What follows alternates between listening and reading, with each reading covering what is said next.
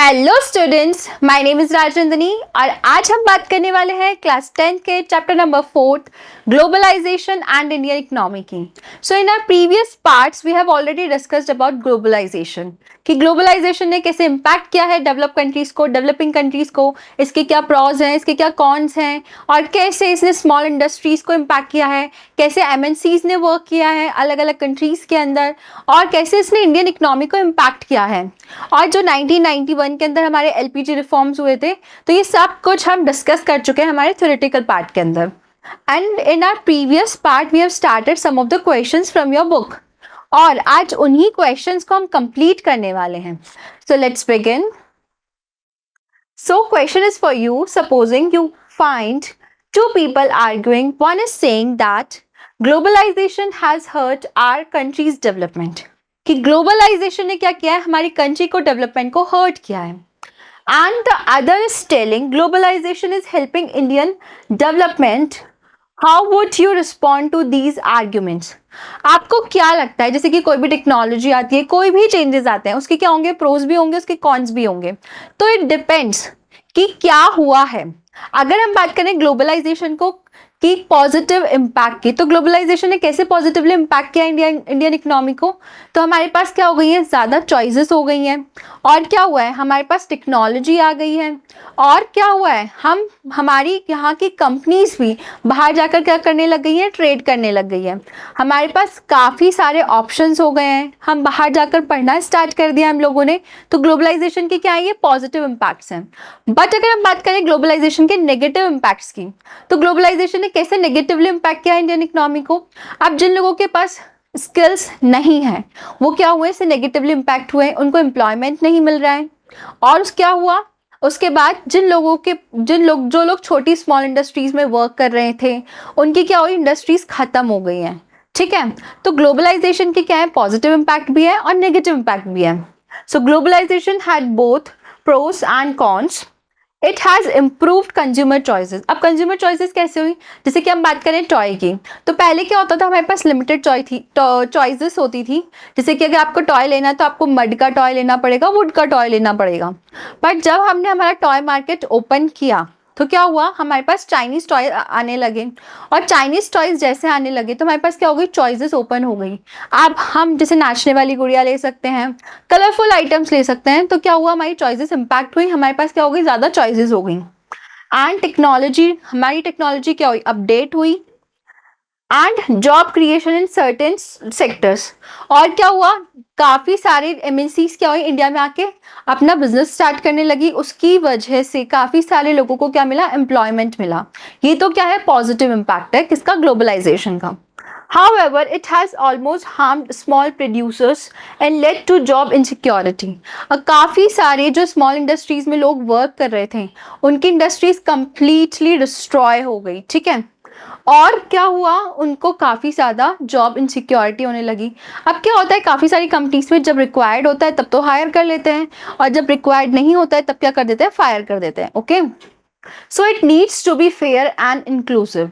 अब ग्लोबलाइजेशन तो होना चाहिए, बट वो कैसा होना चाहिए, फेयर होना चाहिए और इंक्लूसिव होना चाहिए। कैसा होना चाहिए, फेयर होना चाहिए और इंक्लूसिव होना चाहिए। इंक्लूसिव मतलब सारे कैटेगरी के लोगों को इंक्लूड किया जाए, सारे सेक्टर्स के लोगों को इंक्लूड करके सबका क्या हो, डेवलपमेंट हो।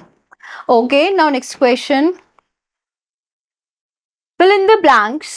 Indian buyers have a greater choice of goods than they did 2 decades back. अब क्या है, हमारे पास ज़्यादा चॉइसेस अवेलेबल है। This is closely associated with the process of. अब ये क्यों पॉसिबल हुआ, ये पॉसिबल हुआ हमारा ग्लोबलाइजेशन की वजह से। Okay, markets in India are selling goods produced in many other countries. अब इंडियन मार्केट में वो प्रोडक्ट्स भी सेल हो रहे हैं जो कहाँ पर बनते हैं, किसी और कंट्री में बनते हैं।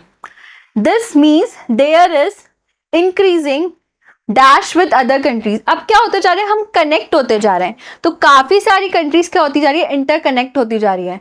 That's called globalisation.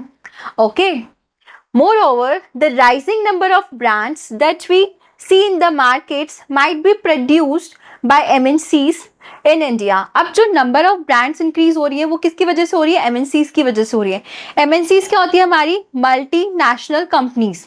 Multinational companies मतलब वो एक से ज्यादा कंट्रीज में क्या करती है? ऑपरेट करती हैं, ठीक है। तो एमएनसीज की वजह से क्या इंक्रीज होता जा रहा है? हमारी ब्रांड्स इंक्रीज होती जा रही है। And MNCs are investing in India because, अब इंडिया में क्यों इन्वेस्ट कर रहे हैं? क्योंकि यहाँ पे क्या है, हमको टेक्नोलॉजी मिल जाएगी, यहाँ पे हमको लेबर मिल जाएंगी, यहाँ पे क्या है, अभी डेवलपिंग कंट्रीज है तो काफ़ी सारे रिसोर्सेज मिल जाएंगे। Okay, while consumers have more choices in the market. अब ऐसा है कि MNCs हमारे यहाँ डेवलप करती है, हमारे यहाँ पे अगर अपना बिजनेस स्टार्ट करती है तो हमको उससे क्या मिलेगा? जॉब्स मिलेंगी। The effect of rising dash and dash has meant greater globalization among the producers। अब क्या होती है? चॉइसेस बढ़ती है, हमारी डिमांड बढ़ती है, उसकी वजह से क्या होगी? हमारे पास क्या होती जाएगी? हमारी डिमांड्स इंक्रीज होती जाएंगी। तो how you can write this? Indian buyers have a greater choice of goods than they did 2 decades back। This is closely associated with the process of globalization। किसकी वजह से पॉसिबल हुआ? ये ग्लोबलाइजेशन की वजह से पॉसिबल हुआ। Markets in India are selling goods produced in the many other countries. अब अलग अलग कंट्रीज के अंदर जो प्रोडक्ट्स थे उनको क्या किया गया? अलग अलग जगहों पे सेल आउट किया गया। This means there is increasing interconnection with other countries. अब क्या होता जा रहा है? इंटरकनेक्शन होता जा रहा है सारी कंट्रीज के बीच में। Okay, moreover the rising number of brands that we see in the markets might be produced by MNCs in India. अब ब्रांड्स क्यों इंक्रीज हो रही है? किसकी वजह से इंक्रीज हो रही है? तो वो क्या है? MNCs की वजह से हो रही है। Okay, MNCs are investing in India because they find it cheaper to produce goods here.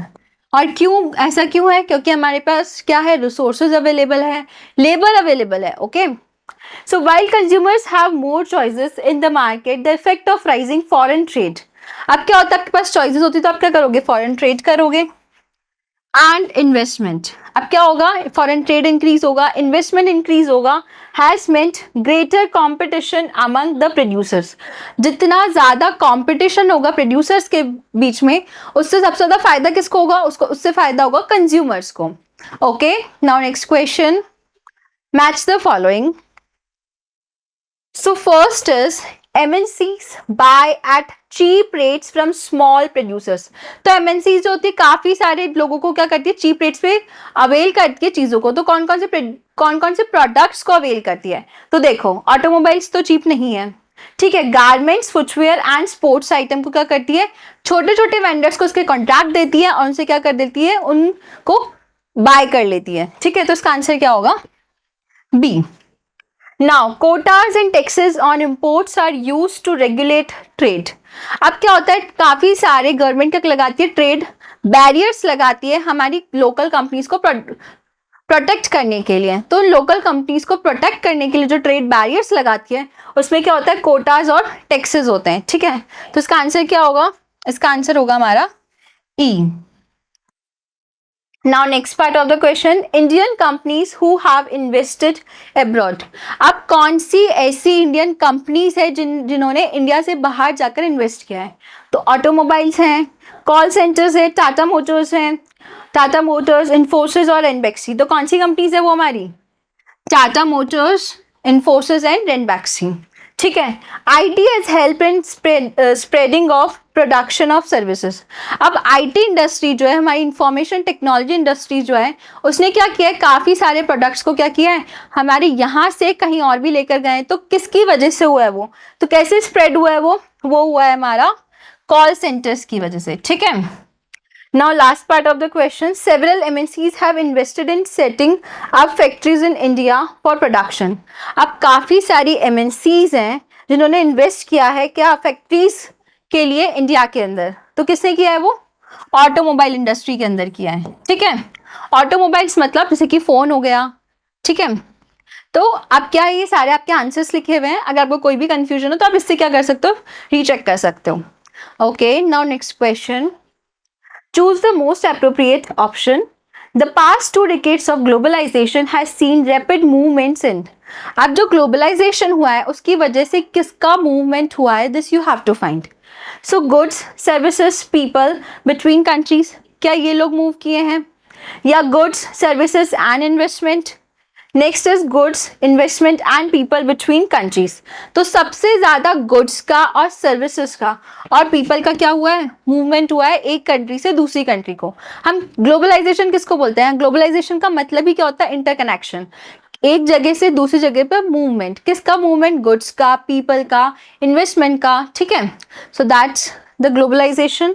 Now next question, the most common route for investments by MNCs in countries around the world is to. अब अगर MNCs को invest करना है किसी भी country के अंदर तो उसका सबसे ईजिएस्ट रूट क्या हो सकता है। सो सेटअप न्यू फैक्ट्रीज। अगर आप किसी भी कंपनी को अपने, जैसे कि अगर हम बात करें इंडिया के अंदर अगर कोई भी कंपनी सेटअप करनी है तो उसको काफ़ी सारे रूल्स एंड रेगुलेशंस को फॉलो करना होगा, काफ़ी सारी क्लियरेंसेस लेनी पड़ेंगी गवर्नमेंट से। बट अगर वो इन्वेस्ट करती है बाय एग्जिस्टिंग लोकल कंपनीज, अब जो लोकल कंपनी है जो ऑलरेडी इंडिया के अंदर है, अगर वो उसमें इन्वेस्ट करती है, उसको खरीद लेती है और उसी ब्रांड पर अपना काम करती है तो क्या होगा, ये ज़्यादा ईजी ऑप्शन है, तो इसका आंसर क्या होगा, आंसर इज बी। और सी क्या है, form partnership with local companies. तो ये तीनों ही तरीके हैं, तीनों ही रूट है जिससे कोई भी एमएनसी इंडिया में या किसी भी कंट्री में क्या कर सकती है, इन्वेस्टमेंट कर सकती है। बट सबसे इजिएस्ट वे कौन सा होता है, वो होता है by existing local companies. Okay, now next question, globalization has led to improvement in living conditions. अब जो ग्लोबलाइजेशन है उससे किसकी लिविंग कंडीशंस क्या हुई है, इम्प्रूव हुई है। सो ऑफ ऑल द पीपल। अब हमने डिस्कस किया था कि ग्लोबलाइजेशन के कुछ पॉजिटिव इम्पैक्ट्स भी हैं, कुछ नेगेटिव इम्पैक्ट्स भी हैं। तो जो लोग इससे पॉजिटिवली इम्पैक्ट हो रहे हैं उसके लिए तो क्या है, ग्लोबलाइजेशन काफ़ी अच्छा है, और जो लोग इससे नेगेटिवली इम्पैक्ट हो रहे हैं उनके लिए क्या है, ग्लोबलाइजेशन बहुत खराब है। तो सारे लोग इससे अच्छा इम्पैक्ट नहीं, इम्प्रूव नहीं हो रही है उनकी life. B, of people in the developed countries. तो जो डेवलप कंट्रीज के लोग हैं उनका क्या हो रहा है, लिविंग स्टैंडर्ड इंप्रूव हो रहा है ग्लोबलाइजेशन से। तो डेवलप कंट्रीज के लोग तो ऑलरेडी क्या है, इंप्रूव्ड है उनका लाइफ। तो see, of workers in the developing countries. तो इसका आंसर क्या होगा, सी। अब जो, अगर हम बात करें इंडिया की, इंडिया क्या है, एक डेवलपिंग कंट्री है। अगर यहाँ पर आकर कोई भी एमएनसी इन्वेस्ट करती है तो यहाँ के लोगों को क्या मिलेगा, यहाँ के लोगों को जॉब्स मिलेंगी, ठीक है। तो उससे क्या होगा, लोगों का लिविंग स्टैंडर्ड इंप्रूव होगा, वर्कर्स का लिविंग स्टैंडर्ड इंप्रूव होगा, उनको जॉब्स मिलेंगी, उनको अच्छी अच्छी टेक्नोलॉजी एक्सेस करने के लिए मिलेगी। ओके, आई होप आपको सारे क्वेश्चंस बहुत अच्छे से क्लियर हुए होंगे। Thank you so much for this session.